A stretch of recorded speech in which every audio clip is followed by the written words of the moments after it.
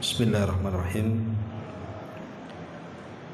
Assalamualaikum warahmatullahi wabarakatuh.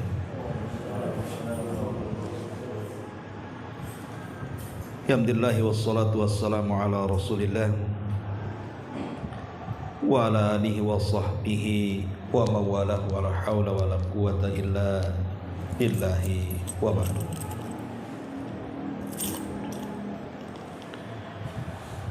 Alhamdulillah, segala puja dan puji hanya milik Allah subhanahu wa ta'ala.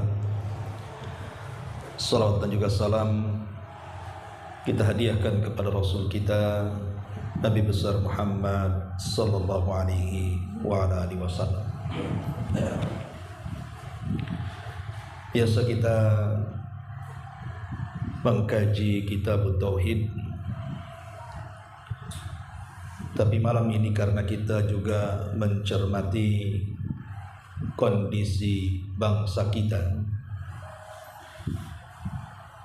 yang baru beberapa hari kemarin, tepatnya tanggal 25 Agustus dan setelahnya, kita menyaksikan demo besar-besaran hampir di semua daerah, terutama di Jakarta dan di Makassar. Luar biasa. Bahkan demonstrasi ini memakan korban.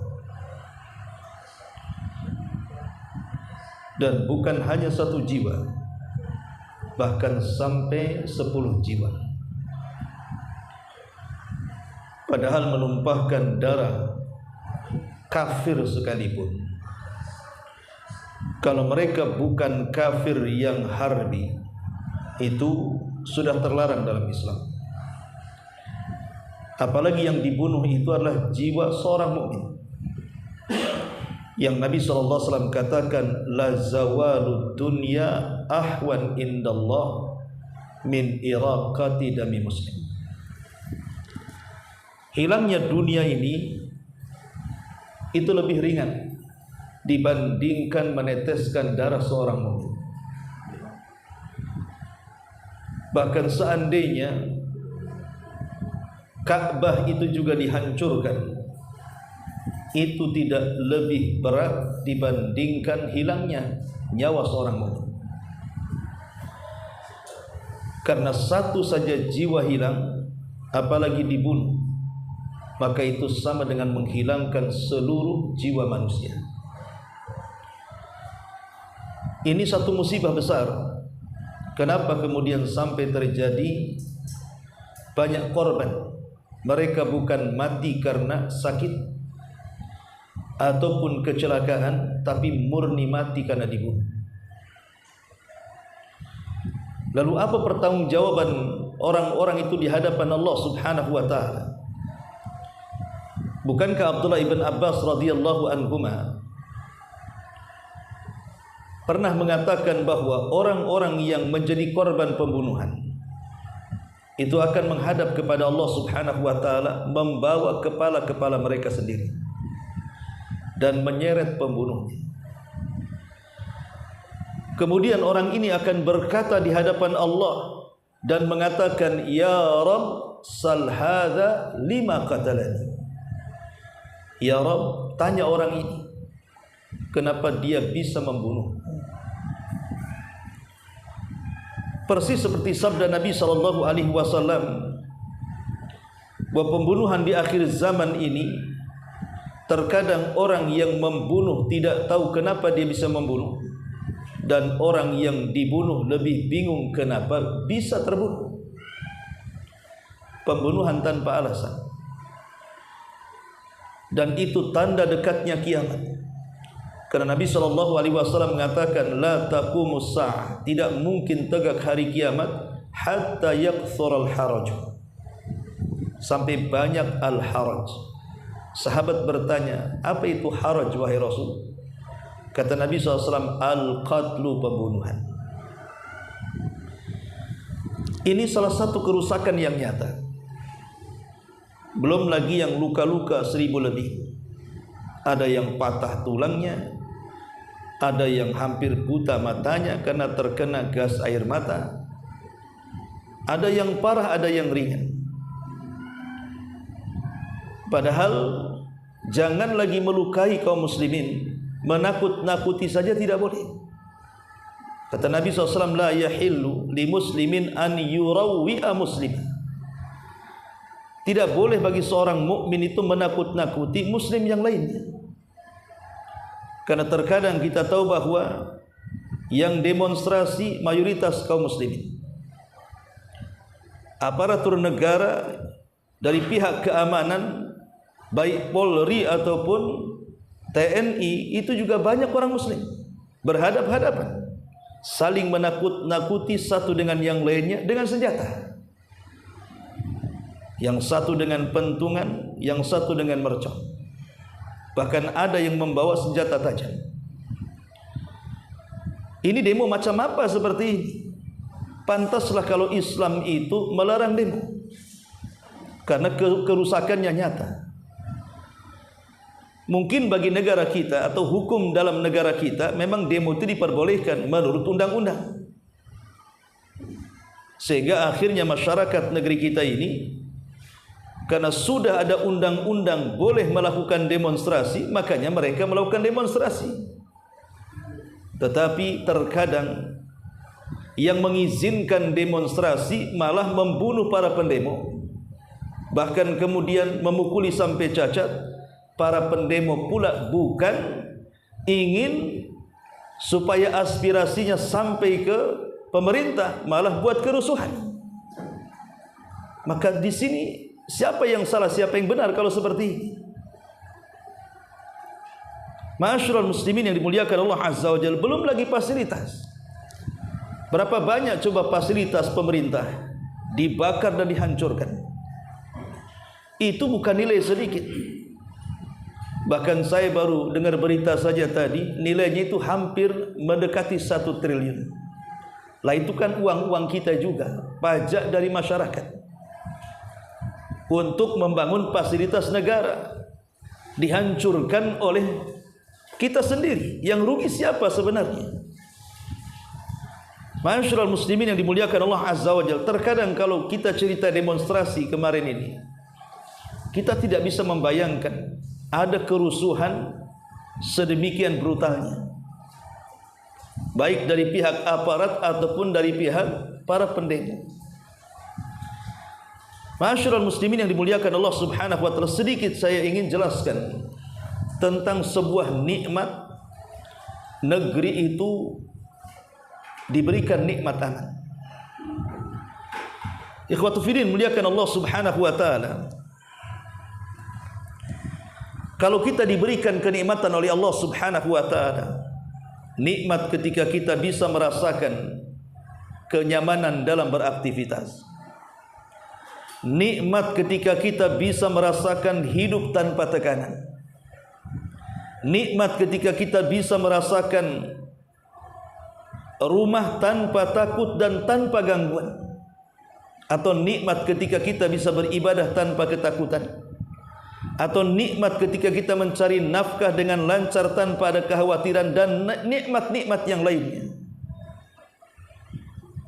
Maka inilah sebenarnya tujuan hidup manusia. Bukankah Rasul yang mengatakan, man asbaha minkum aminan, man asbaha minkum aminan fi sirbihi, mu'afan fi jasadihi, indahu qutu yaumihi, faka'anna mahizat lahu dunya. Nabi SAW mengatakan, sesiapa yang di pagi hari dalam kondisi aman jiwanya, tidak ada kekhawatiran. Lihat saja, baru ada info di Batam mau demo besar-besaran, kemudian disebutkan titik-titiknya, banyak orang yang tutup kios. Takut kan? Sampai mall aja tak mau buka. Pas waktunya demo 10 orang. Hujan pula. Kan itu. Tapi kan baru saja kabar ini bisa menakutkan orang. Kenapa? Karena melihat daerah-daerah yang lain, terutama daerah Jawa, banyak gedung-gedung DPRD itu dibakar, masa betul-betul dibakar. Nah ini kan gimana orang hidup penuh dengan ketakutan seperti ini? Padahal kata Nabi SAW, sesiapa yang di pagi harinya dalam kondisi aman jiwanya, tidak ada kekhawatiran, tidak ada yang mengancam, tidak ada yang membuli, tidak ada yang memfitnah, tidak ada yang menggibah, tidak ada yang mengadu domba dan yang semacamnya. Jiwanya tenang karena tidak punya musuh. Yang kedua, sehat badannya. Bangun saja tidak ada yang sakit badannya, terutama usia-usia yang sudah lanjut 50, 60 itu kalau bangun ringan badan itu udah kayak di sorga. Karena umumnya orang-orang tua, apalagi pekerja keras, bangun itu sudah lutut, kaki, tangan, badan kadang-kadang pegel semua. Sudah sibuk ke apotek cari obat. Jadi kalau orang kemudian aman jiwanya, sehat raganya, dan dia punya bahan makan yang cukup dalam harinya, tidak ada kekhawatiran besok mau makan apa, besok mau minum apa. Ada bayaran siap, oh gas ada duitnya tenang, beli beras ada duitnya tenang, beli lauk ada duitnya tenang. Maka kata Nabi SAW, seolah-olah dunia itu telah terkumpul pada dirinya. Karena yang dicari manusia ini kan tiga ini. Apa sih yang dicari manusia kalau bukan tiga ini? Pertama, aman kehidupannya, tidak ada yang mengganggu dia.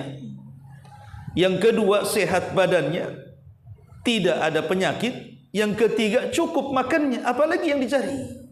Itu yang dicari manusia. Gara-gara tiga perkara ini manusia banyak mengeluarkan uang, menghabiskan biaya itu gara-gara tiga perkara ini. Orang ketakutan karena kasus, bayar pengacara, habis duit di pengacara. Kemudian badan dan jasadnya sakit, habis di rumah sakit biayanya. Kemudian untuk mencari barang kebutuhan juga pakai uang, habis juga uangnya. Tapi kalau tiga-tiganya kemudian ada pada diri kita, maka dunia seolah di genggaman dia itu sebenarnya. Itulah kunci kebahagiaan manusia. Dari sini nyata tentang nikmat sebuah keamanan. Jadi aman itu sebuah nikmat. Karena penduduk sorga itu, kenapa mereka merasa nikmat coba? Karena di sana tidak ada gangguan, tidak ada orang demonstrasi di sorga.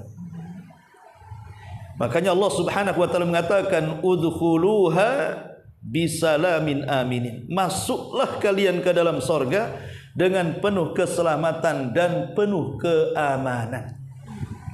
Jadi aman itu sifat sorga. Jadi kalau di dunia kita ini aman, seolah-olah kita berada di sorga dunia.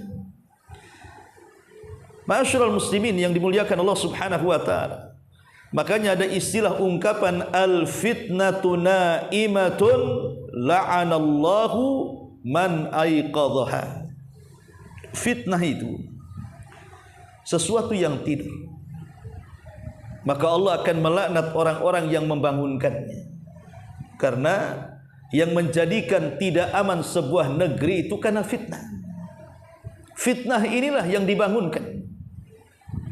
Dahulu di zaman Utsman ibn Affan radhiyallahu anhu, itulah terjadi pemberontakan pertama, demonstrasi besar-besaran.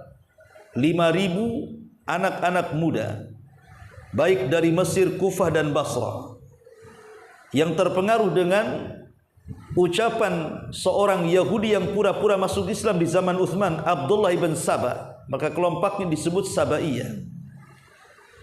Mereka datang ke kota Madinah di musim haji, di saat Madinah sedang lemah, karena kebanyakan masyarakatnya dan para tentaranya pergi haji, mengepung istana Utsman ibn Affan radhiyallahu. Kemudian menuntut banyak hal kepada Utsman dan meminta Utsman suruh turun, biar orang lain yang menggantikannya. Lalu apa yang mereka tuntut? Mereka menuntut kepada Utsman ibn Affan, Utsman ini enggak beres. Banyak hal yang perlu kami kritik di hadapan Anda wahai Utsman.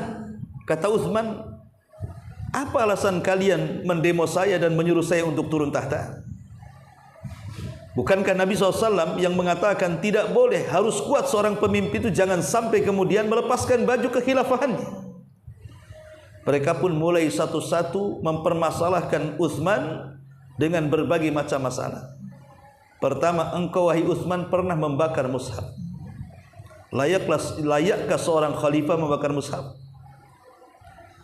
Yang kedua, engkau tidak ikut perang Badar, padahal peperangan itu penentu antara hak dan yang batil. Yang ketiga, engkau mengangkat para pejabat dari kalangan orang-orang kecil, padahal banyak orang-orang besar. Bahkan diambil dari sebagian keluarga, nepotisme. Dan engkau juga wahai Utsman, banyak hal pokoknya yang disampaikan kepada Utsman ibn Affan radhiyallahu anhu. Termasuk Utsman juga mengelola peternakan unta seolah-olah itu untuk memperkaya dirinya. Kan begitu ikhwan, kalau seseorang hendak mengkritik pemerintah, maka kan harus punya alasan yang jelas. Apalagi sampai memberontak menjatuhkan penguasa, harus logis alasannya.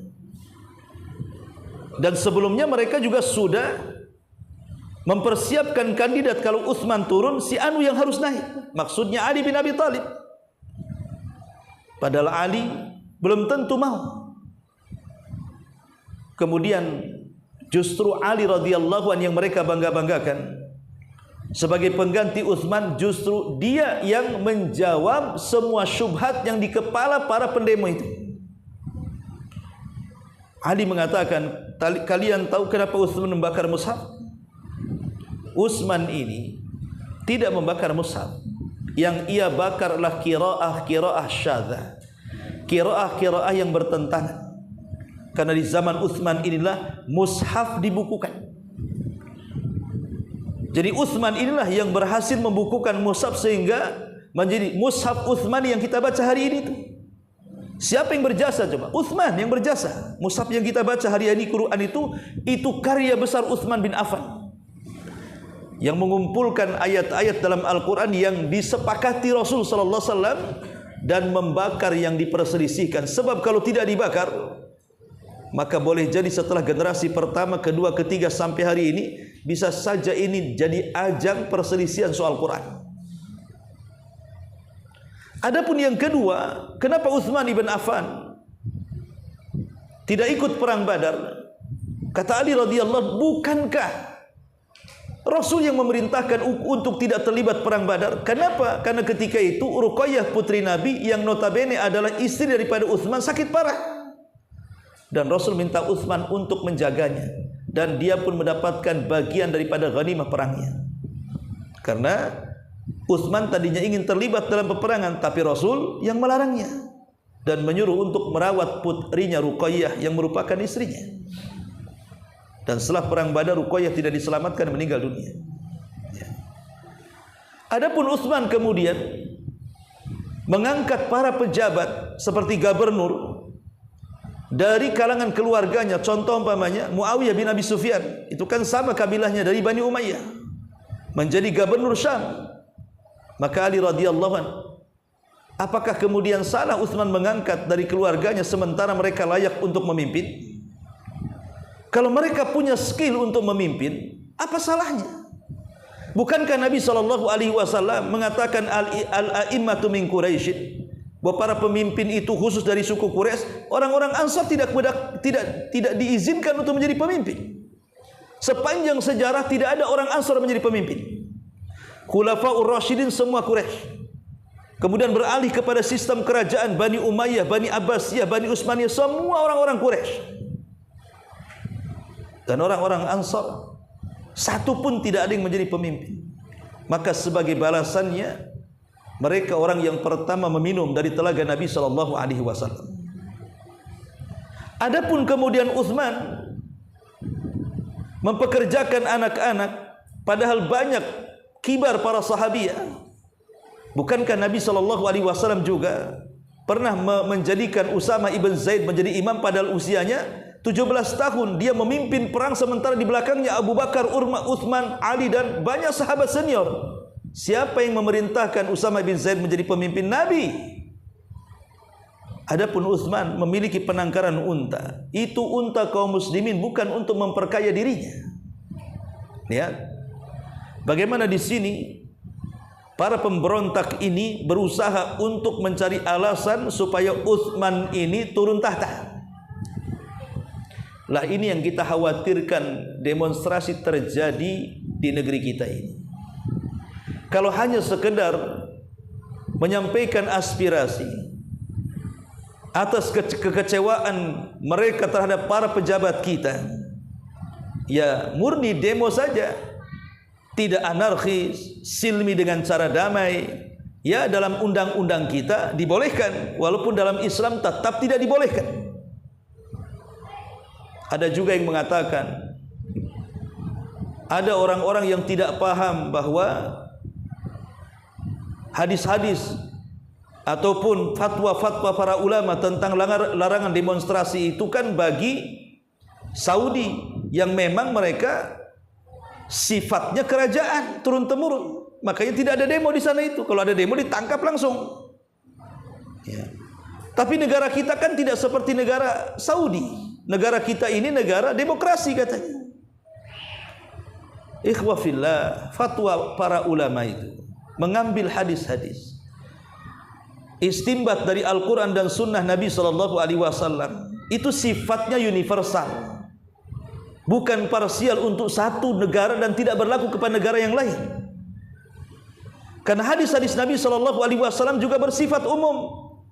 Ketika kemudian memerintahkan supaya kita berbaiat, tidak melakukan pemberontakan, keluar dari jamaah kaum muslimin, itu bukan khusus Saudi Arabia saja. Ketika Nabi mengatakan contohnya umpamanya, la yahillu damu mri'in muslim illa bi ihda thalathin, al-thayyibu zani wa nafsu bin nafsi wa tariku lidinih al-mufarik lil jamaah. Tidak halal darah seorang muslim ditumpahkan kecuali seseorang yang pernah menikah kemudian berzina, rajam sampai mati. Atau kata Nabi SAW, atau orang yang membunuh dibunuh alias qisas, atau orang yang murtad, atau orang-orang yang keluar dari jamaah kaum muslimin, artinya memberontak kepada pemerintah. Ma'asyiral muslimin, karena yang namanya demonstrasi itu terkadang rata-rata tidak murni. Rata-rata tidak murni. Pasti ada yang menunggangi di belakangnya kan. Lah para penunggang ini kita tidak tahu apakah maksud mereka itu menyokong para mahasiswa kita atau masyarakat kita yang mau istilahnya menyampaikan aspirasi, ataukah memang ada niat lain memberontak kepada pemerintah. Dan sinyal-sinyal itu sudah nampak. Dengan cara apa? Terkadang mereka sudah siap dengan persenjataan itu. Na'udzubillah tsumma na'udzubillah. Ya mudah-mudahan hanya sekedar demonstrasi saja, tidak sampai kepada apa? Kepada khuruj, memberontak. Sebab kalau sudah sampai kepada memberontak, mereka dianggap baghi, dan baghi itu boleh diperangi. Ma'asyiral muslimin yang dimuliakan Allah Azza wa Jalla, memang ada yang mengatakan bahwa hukum demonstrasi itu ada 4. Pertama, kalau niatnya hanya sekedar menasihati pemerintah, yang datang itu tidak semua orang, mungkin para ulama, para kiai, tokoh-tokoh politik, tokoh-tokoh mahasiswa, dosen-dosen, rektor-rektor, memang yang cerdas-cerdas. Mereka datang ke pemerintah kemudian menyampaikan aspirasinya dalam bentuk nasihat. Maka ini dibolehkan yang seperti ini, tidak ada masalah. Karena memang datang dalam rangka nasihat supaya pemerintah lebih baik lagi. Dan yang datang juga, yang melakukan demo juga bukan semua orang. Mereka para ulama, mereka para ustadz, ataupun para cendekiawan, cerdik, pandai, dan semua yang datang itu memang orang-orang yang punya skill untuk membenahi negara. Dan apa yang dilakukan pemerintah itu salah umpamanya, sehingga perlu dinasihati, nggak ada masalah. Silakan demo kalau mereka memang datang dalam rangka nasihat. Yang kedua, ada yang melakukan demonstrasi ini semua terlibat. Mahasiswanya terlibat, orang-orangnya juga terlibat. Kadang-kadang juga orang nggak jelas, para preman, orang-orang yang memang istilahnya itu ingin datang kepada pemerintah melakukan demonstrasi, aspirasi. terang-terangan menghujat pemerintah di depan umum dengan toa-toanya dan begitu seterusnya, maka hukum Islam tidak boleh. Ya, hukum demokrasi kita boleh, tapi hukum Islam tak boleh. Walaupun damai. Karena biasanya mustahil. Demo itu damai mustahil biasanya. Setahu saya sepanjang hidup saya sampai usia seperti ini, ketika ada demo itu mesti rusuh, minimalnya macetin jalan, bakar ban walaupun tak banyak orangnya. Habis itu nyampah di mana-mana. Ya itu padahal yang damai itu. Nggak ada ngerusak, membakar kantor, membakar pos polisi, membakar bus ataupun mobil. Enggak. Damai, menurut mereka damai. Sedamai-damainya demo pasti ada madaratnya kan. Yang demo 10 orang macetnya berkilo-kilo, coba bayangkan. Orang yang macet di atas kendaraan itu ada yang sakit ingin ke rumah sakit, ada yang ingin bersilaturahim, boleh juga ustadz mau ngisi pengajian kan gitu ya, atau dokter ingin ke rumah sakit, atau mungkin pekerja ingin cepat sampai di tempat pekerjaannya, kan merugikan orang ini. Itu saat damai-damainya orang demo tuh. Ya, saya sekali lagi kasih catatan, kalau menurut hukum Islam tetap tidak boleh walaupun damai. Tapi kalau menurut hukum Indonesia, demokrasi memang sudah masuk undang-undangnya, boleh kalian datangkan begitu. Ya, kalian terserah mau hukum Indonesia apa hukum Islam kan begitu. Kemudian yang ketiga, ini yang parah. Dia melakukan demonstrasi, kemudian melakukan kerusuhan di mana-mana, seperti yang terjadi kemarin ini. Ini tidak damai lagi, tidak murni lagi, sampai ada yang membunuh. Bayangkan ASN loh, yang tidak ada urusan politik, terbakar di gedung DPRD. Dia tidak bisa keluar sampai mati. Di Makassar itu. Apa salah mereka coba? Mereka bukan orang yang didemo. Kan mereka kan demonya kan ke anggota DPR kan. Ini kan ASN, tidak ada kaitan dengan politik. Bisa pula mati tuh gara-gara demo. Ini sudah rusuh namanya. Baik dari pihak pendemo ataupun dari pihak keamanan. Udah sama-sama brutalnya. Ini demo apa coba? Ini sudah kuadrat. Demo sendiri menurut hukum Islam itu tak boleh. Oke lah menurut Indonesia ini, demokrasi Indonesia boleh. Tapi anarkis ini tetap saja dalam hukum Islam dilarang, dalam hukum pemerintah juga dilarang. Kalau sudah anarkis ini, apalagi sampai melakukan penjarahan ikhwan. Melakukan penjarahan itu, apapun alasannya, tetap tidak boleh. Semua agama pun melarang, karena itu namanya pencurian. Dalam Islam bisa dipotong tangannya itu. Kalau sampai kemudian mencapai 1/4 dinar. 1/4 dinar, 1 dinar itu berapa? 4,5 gram. 1/4-nya ya 1 gram lebih ya, kalau dihargai mungkin 1,5 juta lah. Itu sudah boleh dipotong tangannya itu. Coba bayangkan. Itu Iron Man itu berapa itu harganya tuh? Sampai dibuat parodi Iron Man lagi masak, lagi ke sawah, lagi pindah rumah. Coba bayangkan. Belum lagi jam yang 11 miliar itu. Sampai ke celana dalak. La haula wala quwata illa billah. Coba bayangkan. Agama mana yang membolehkan penjarahan? Tidak ada. Tidak boleh, itu pencurian namanya. Kalau ada yang mengatakan, Ustaz, itu kan uang hasil korupsi. Dari mana Anda tahu kalau itu uang hasil korupsi? Oke lah, itu uang hasil korupsi. Seandainya iya itu uang hasil korupsi, kemudian Anda ambil, apa bedanya Anda dengan dia? Kalau mental Anda ini penjara dan pencuri, kita balik kedudukannya. Anda yang jadi pejabat, yang pejabat itu jadi rakyat. Boleh jadi Anda lebih pencuri lagi. Kenapa? Sudah jadi penjara masalahnya. Rakyat aja sudah jadi penjara. Cemana jadi pejabat kan begitu? Makin maling lagi kan begitu? Logika kan seperti logikanya. Waktu filin muliakan Allah subhanahu wa ta'ala. Apapun, seandainya mereka korupsi, ingat, dosa korupsi itu jauh lebih berat dibandingkan mencuri. Karena korupsi dengan mencuri beda. Kalau mencuri memang potong tangan. Kalau korupsi ini bukan potong tangan. Sama-sama mengambil uang, tapi beda hukumannya. Korupsi lebih parah dibandingkan mencuri.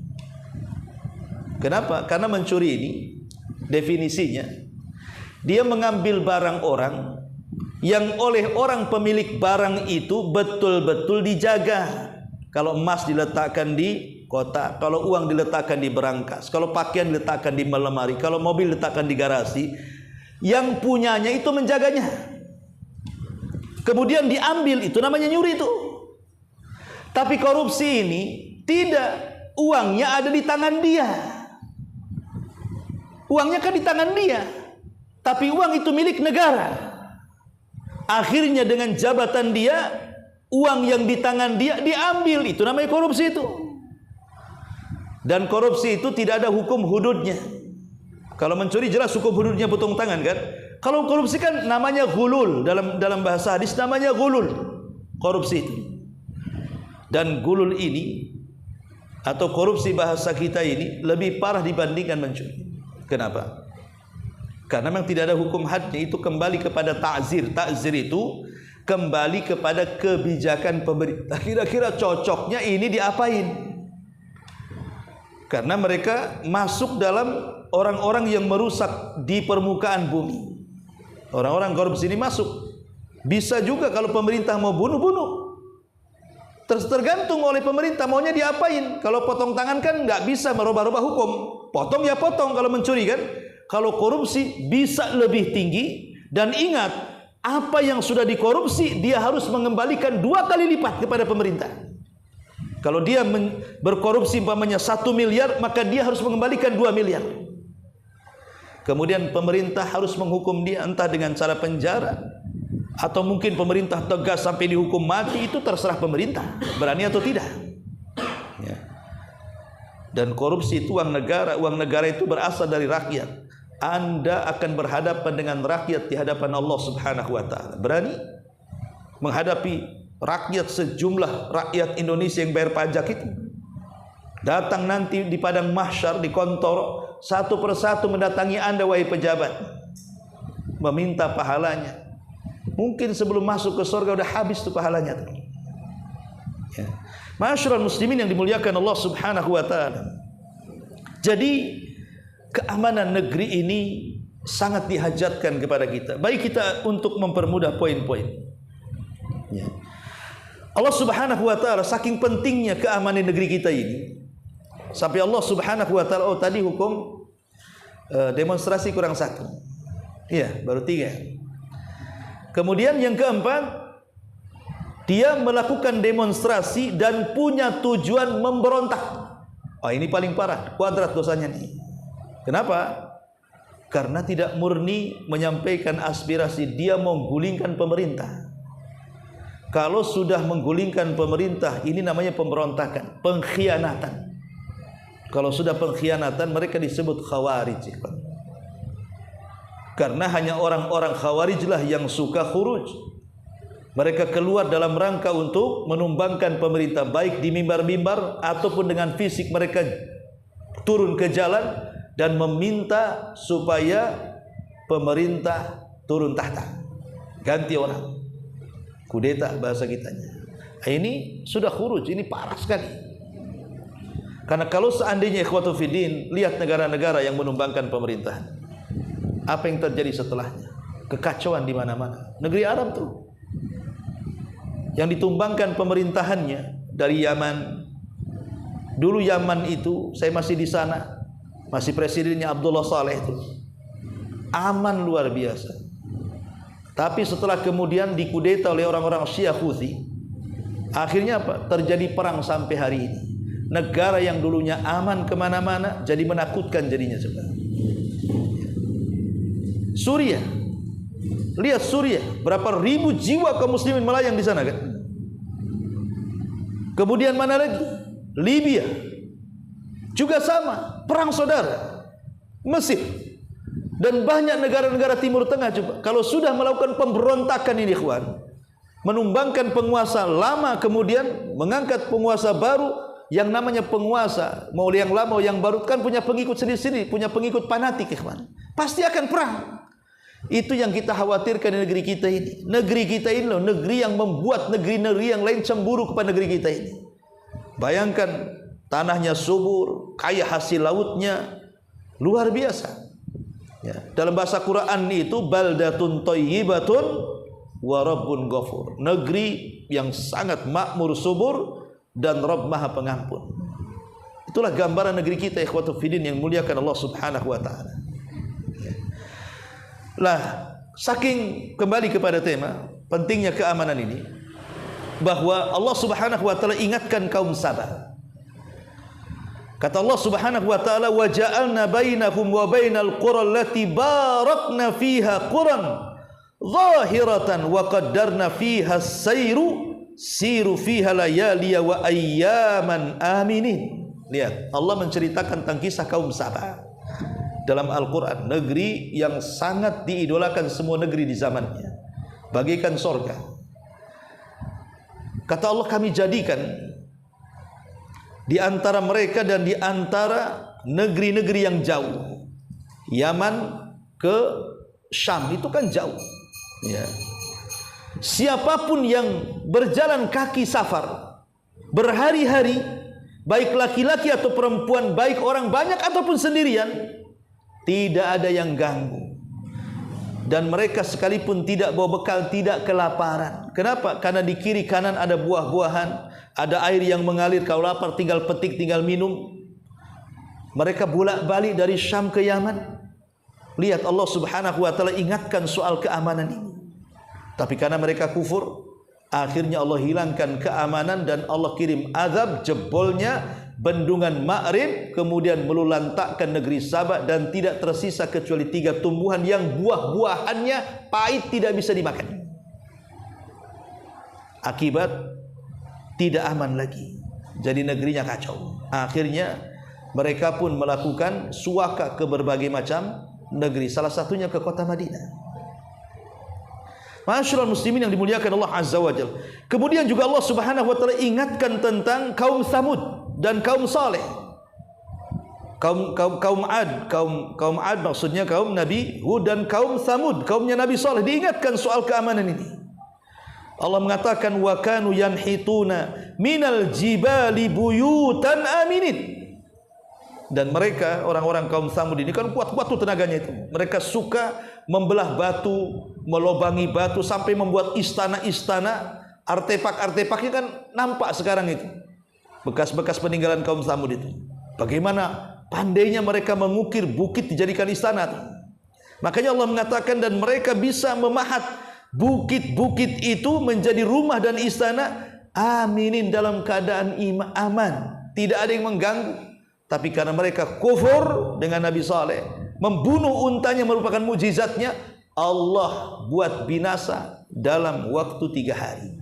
Hari pertama wajahnya menguning, hari kedua wajahnya memerah, hari ketiga wajahnya gosong, mati dia, bergelimpangan di rumah-rumah mereka. Kenapa? Tidak menghargai keamanan. Ya.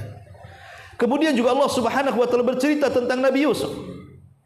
Ketika Nabi Yusuf alaihi salatu wassalam meminta kepada keluarganya untuk masuk ke Mesir, kata Nabi Yusuf, udkhulu Misra insyaallahu aminin. Masuklah kalian ke Mesir, kalian insyaallah aman.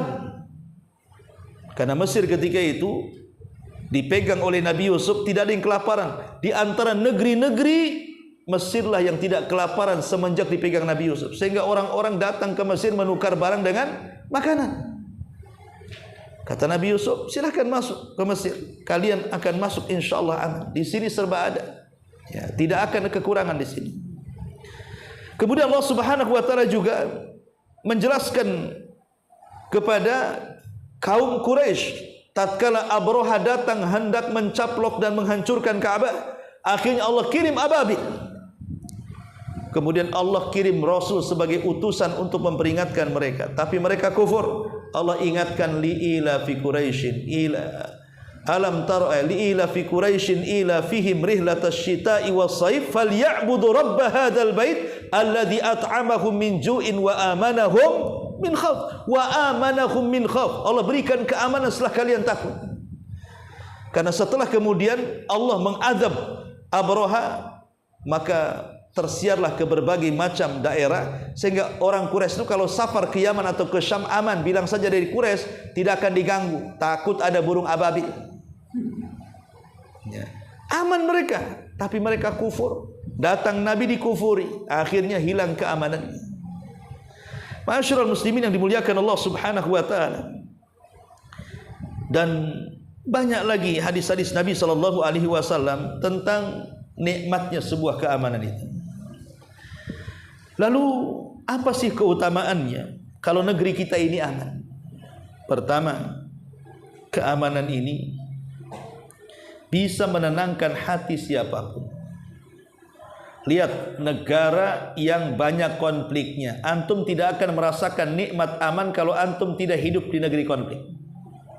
Coba antum sehari aja di Palestina sana. Antum jangankan lagi dengar pesawat tempur mercon yang atau gas yang meledak saja ketakutan kita. Lihat orang Palestina itu. Kita lihat di YouTube bagaimana susahnya mereka makan. Ada pesawat bawa makanan rebutan. Setiap hari mereka kemudian diseniper oleh orang-orang Zionis itu. Mereka tidak bisa aman, mau tinggal di mana? Mau tinggal di masjid, dibom masjidnya. Mau tinggal di rumah, dibom rumahnya. Mau jalan di jalan raya, diseniper orangnya. Itulah negeri konflik. Coba antum negeri di Indonesia ini apa enggak enak kita ini di sini? Siapa yang seniper antum? Paling istri antum. Kemana bang? Katanya. Ke Bengkong. Ini Google Mapnya di Nagoya kau. Habislah. Paling nggak aman sama istri aja kita di sini. Ya. Coba bayangkan, keamanan ini penting sekali karena aktivitas kita ini mau ke pasar, mau ke masjid, mau bekerja, nggak ada yang ganggu kita. Apa nggak nikmat? Kalau tidak percaya bahwa negeri kita ini membawa kenikmatan, lihat negeri-negeri konflik itu di sana. Ya. Yang kedua, mewujudkan keamanan itu bagian daripada iman. Nabi SAW mengatakan al-muslimu man salimal muslimuna min lisanihi wa yadihi. Orang muslim itu adalah orang yang muslim lainnya selamat dari gangguan lidah dan tangannya. Jadi mewujudkan keamanan itu bagian daripada iman dan itu bagian daripada ukhuwah Islamiyah. Kalau kita merasa aman dari tetangga atau tetangga merasa aman dari kita, berarti kita ini sedang membangun ukhuwah. Alangkah nikmatnya ikhwan. Bahkan kita katakan bahwa negeri ini akan maju. Negeri ini akan diberkahi oleh Allah Subhanahu wa taala kalau negeri ini aman. Aman dari maksiat, aman dari kesyirikan, aman dari bid'ah, aman dari kemungkaran dan begitu seterusnya. Coba bayangkan ikhwan. Kalau kayak demo kemarin itu. Sekarang boleh ditangkapi satu-satu. Cari dalang. Kalau seandainya 2.000 atau 3.000 orang demo, kemudian 200 ketangkap masuk penjara, bangkrut nggak negara itu ngasih makan? Akhirnya uang negara juga ngasih makan mereka, ngasih fasilitas mereka. Itu uang dari mana coba? Dari pajak-pajak kita juga kan? Itu baru 200 orang sempat yang masuk 1.000 atau semua pendemo masuk penjara, apa nggak bankrupt negara tuh ngasih makan mereka? Ma'asyiral muslimin yang dimuliakan Allah Azza wa Jalla. Jadi keamanan itu sebenarnya kunci dari keberkahan sebuah negeri. Coba bayangkan kalau masing-masing rumah, setiap kepala rumah tangga mengajarkan agama yang benar, melarang anak-anaknya tidak boleh mencuri, melarang anak-anaknya tidak boleh melakukan kriminal, narkoba, mabuk, judi dan yang semacamnya. Akhirnya kemudian sadar menjadi keluarga yang sakinah, mawaddah, saleh dan salehah.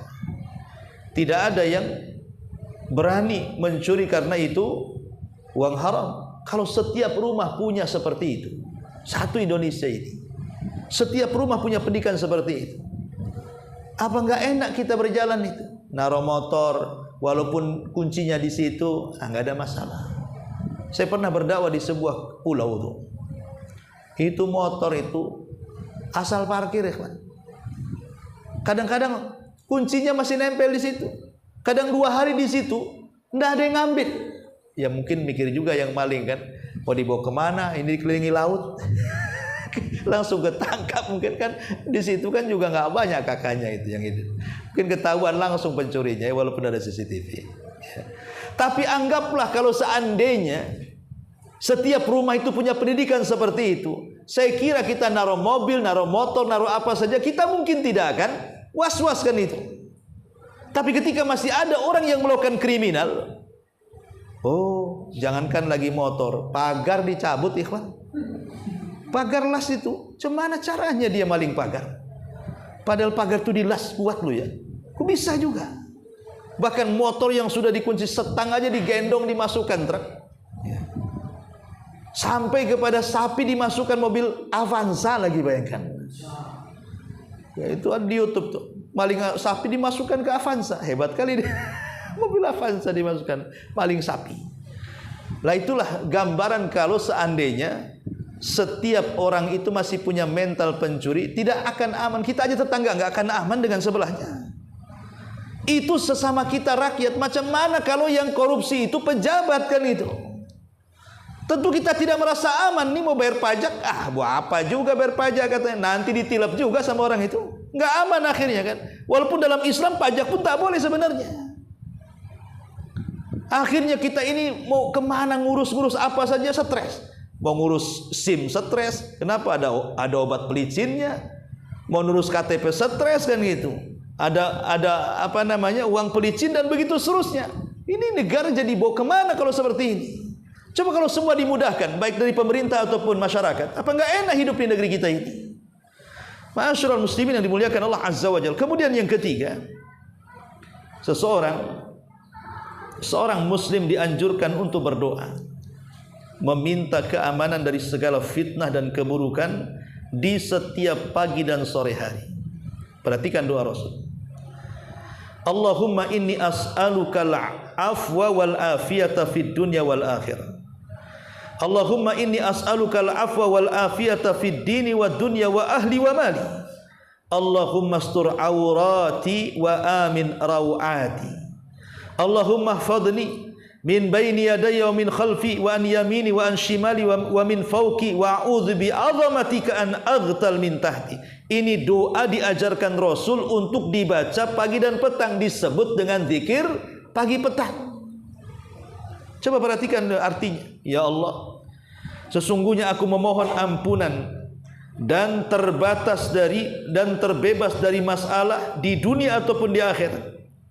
Sesungguhnya aku memohon ampunan dan terbebas dari masalah dalam urusan agama, dunia, keluarga dan hartaku. Ya Allah, tutupilah auratku dan amankan aku dari rasa takut. Ya Allah, jagalah aku dari arah muka, belakang, kanan, kiri, atas, dan aku berlindung dengan kebesaran-Mu agar aku tidak dihancurkan dari bawahku. Lihat di sini Rasul setiap hari memerintahkan kita membaca zikir ini pagi dan petang. Untuk apa loh zikir ini? Salah satunya meminta keamanan. Saking pentingnya aman itu, sampai Rasul mengajarkan zikir pagi petang. Luar biasa ya kawan. Ya. Kemudian yang keempat, keamanan dan keimanan itu memiliki hubungan yang tidak bisa dipisahkan. Selama negeri ini aman, insya Allah akan beriman.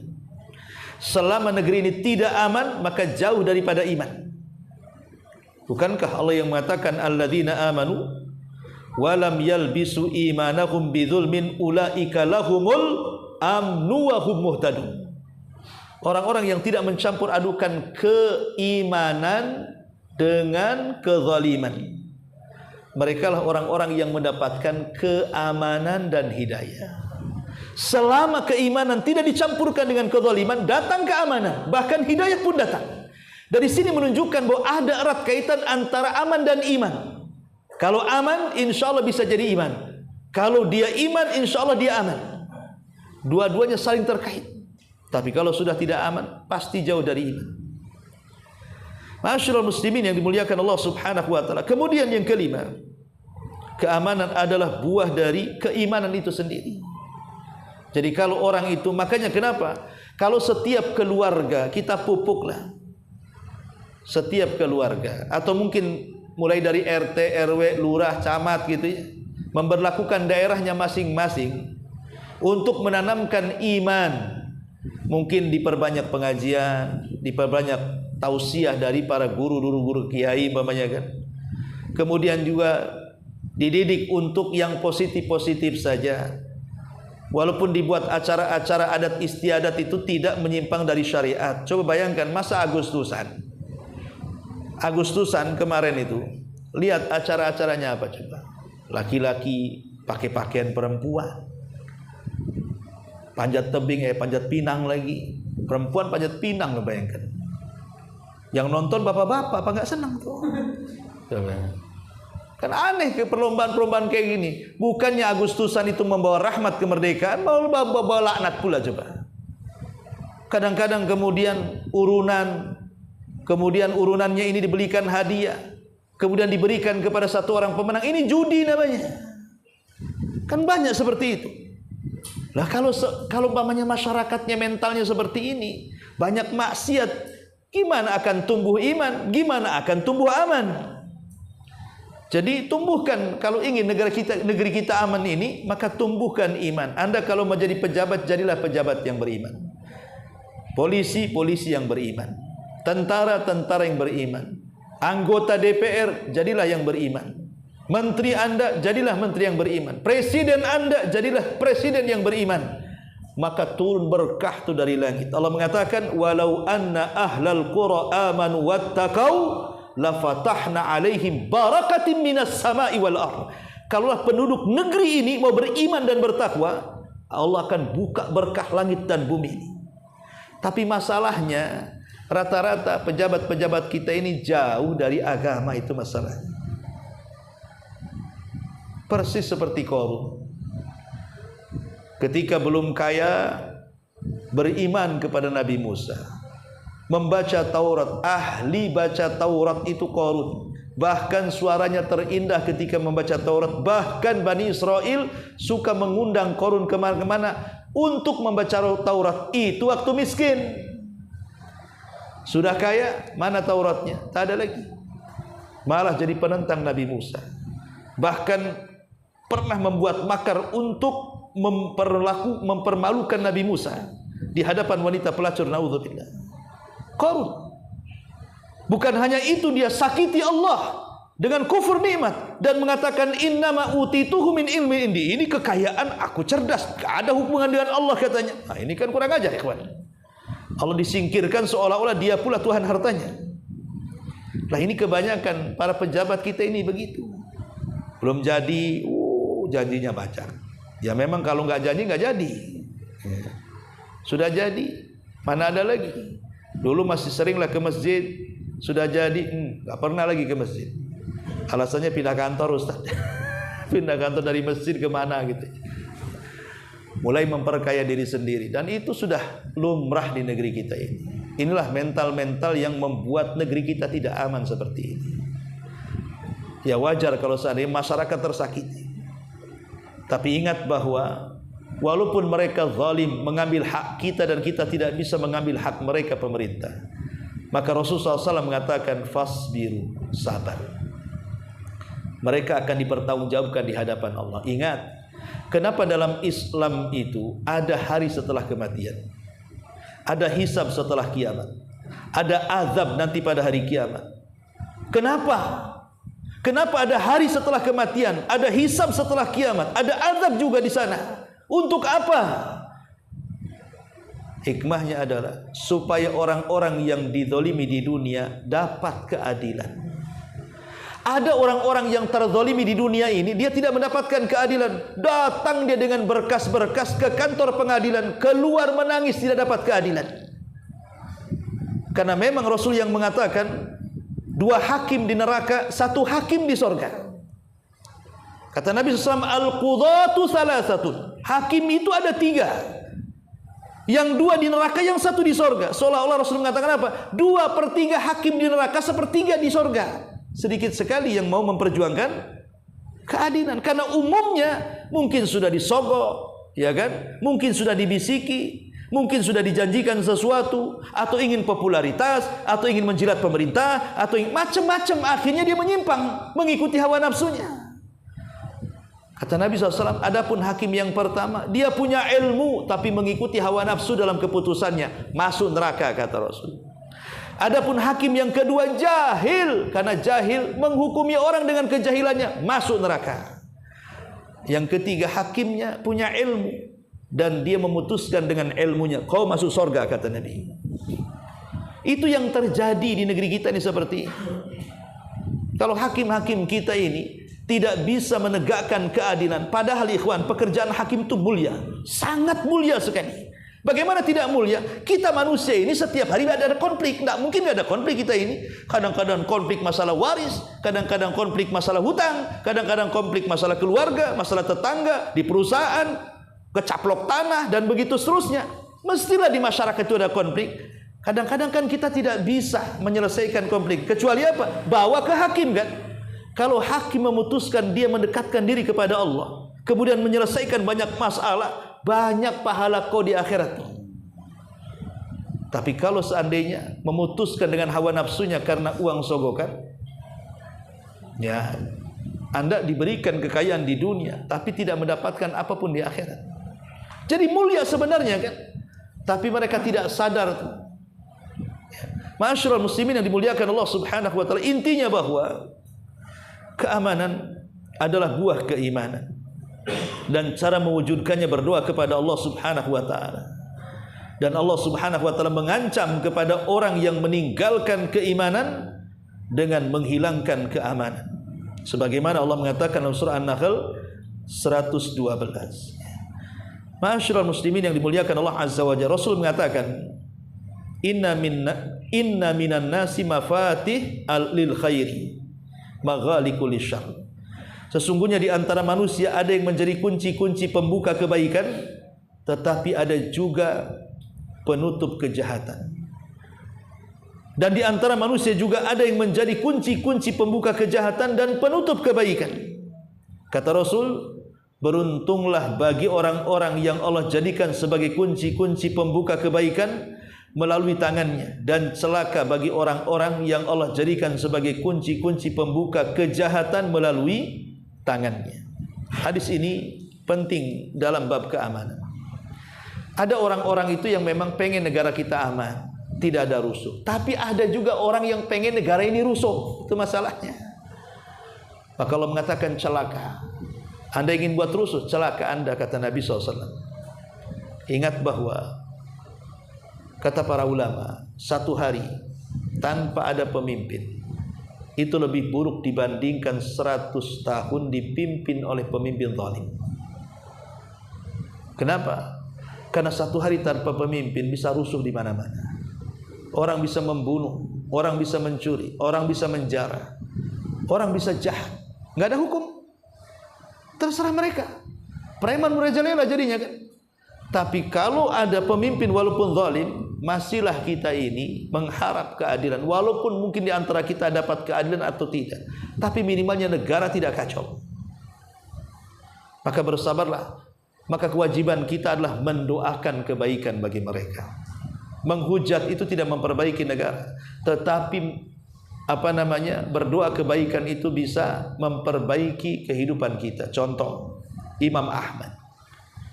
Imam Ahmad ditekan di masa Khalifah Ma'mun, bahkan mau dibunuh, tapi keburu Khalifah Ma'mun yang mati duluan, selamat dia. Khalifah Ma'mun kemudian tumbang, datang Khalifah Al-Mu'tasim, lebih parah lagi, dimasukkan ke penjara, disiksa. Tetapi satu hari Khalifah Mu'tasim ini ada laporan dari negara Amuria bahwa ada seorang wanita yang dilecehkan kehormatannya oleh orang Nasrani Romawi yang ada di Amuria. Berteriak-teriak, "Wa Mu'tasimat, wahai Mu'tasim, tolong aku." Ada seorang mukmin mendengar, muslim mendengar, langsung melakukan safar sebulan sampai ke Baghdad, Irak, menyampaikan keluhan satu wanita yang ada di Amuria dan mengatakan, "Wahai Mu'tasim, ada seorang wanita ditepesan kepadamu, meminta pertolongan karena dia dilecehkan kehormatannya." Apa kata Mu'tasim kepada sekretarisnya? "Tulis kepada Raja Amuria, kalau mereka tidak minta maaf kepada wanita ini, ku serang negara kalian oleh pasukanku. Pertama pasukan yang ada di negaramu, dan yang terakhir pasukan yang ada di sisiku. Ku bantai kalian semua. Bayangkan. Akhirnya betul-betul diserang Amuriyah, jatuh ke tangan kaum muslimin. Dan Imam Ahmad ketika itu, walaupun sudah dizalimi oleh Khalifah Mu'tasim, disiksa sampai hampir patah tangannya, tapi dia ketika mendengar Khalifah Mu'tasim mendapatkan Amuriyah, dia pun bersyukur. Ada jasa besar menaklukkan negeri kafir.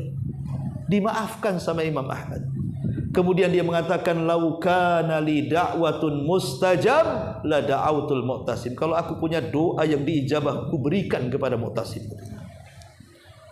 Ya, kalau Imam Ahmad mau berontak bisa. Karena satu Baghdad itu sangat menghargai dia. Tapi dia tidak mau. Ketika muridnya datang kepada Imam Ahmad, ya Imam, tuliskan fatwa, kita berontak. Kata Imam Ahmad, adab, ingat darah. Pasti ada darah. Jangan. Ya, bagaimana Imam Ahmad ibn Hanbal rahimahullah ta'ala, karena demo ini biasanya muqaddimah pemberontakan. Orang kalau sudah kesel pada pemerintah, apalagi, makanya kenapa bagus undang-undang pemerintah, kenapa demo tidak boleh sampai malam kan? Kalau bisa sebelum maghrib sudah bubar. Kalau sudah malam itu setan kan lebih kuat tuh.